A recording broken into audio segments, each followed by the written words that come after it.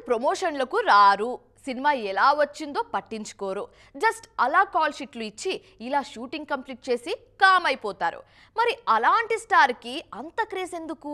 ఆ క్రేజ్కి ఎంత రెమ్యూనరేషన్ అందుకుంటున్నట్టు? అసలు సినిమా బడ్జెట్లో ఆయన రెమ్యూనరేషన్ షేర్ ఎంత? సరిగ్గా ఇలాంటి డిస్కషనే జరుగుతోంది అజిత్ గురించి. తెలుగు మీద కాస్త కాన్సంట్రేట్ చేసిన అజిత్ సినిమాలు బాగా ఆడతాయి. కానీ ఈ మార్కెట్ని కావాలనే నెగ్లెక్ట్ చేస్తున్నారనే విమర్శలు చాన్నాళ్లుగా వినిపిస్తూనే ఉన్నాయి. కొన్నిసార్లు కనీసం టైటిల్స్ కూడా తెలుగులో పెట్టకుండా అర్థం కాని భాషలోనే రిలీజ్ చేశారనే విమర్శల్ని కూడా ఎదుర్కొన్నారు తలా.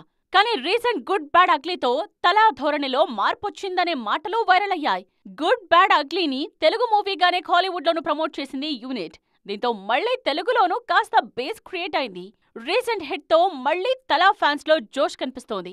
ఈసారి ఆదిక్ రవిచంద్రన్ డైరెక్షన్ లో తలా చేయబోయే సినిమాకు 300 కోట్ల రూపాయల బడ్జెట్ ని కేటాయించేశారట. అందులో సగానికి పైగా అంటే 180 కోట్ల దాకా అజిత్ కి రెమ్యునరేషన్ ఇవ్వాలని ఫిక్స్ అయ్యారట. రీసెంట్ హిట్ ని దృష్టిలో పెట్టుకుని ఆదిక్ కూడా 12 కోట్ల దాకా తీసుకోవడానికి ఫిక్స్ అయ్యారట.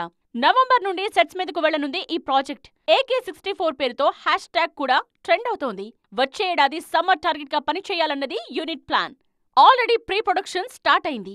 ఈసారి పాన్ ఇండియా రేంజ్ లో ప్రమోషనల్ ఈవెంట్స్ ప్లాన్ చేయాలన్నది వేల్స్ ఫిల్మ్ ఇంటర్నేషనల్ కన్సిడరేషన్ లో ఉన్న టాపిక్.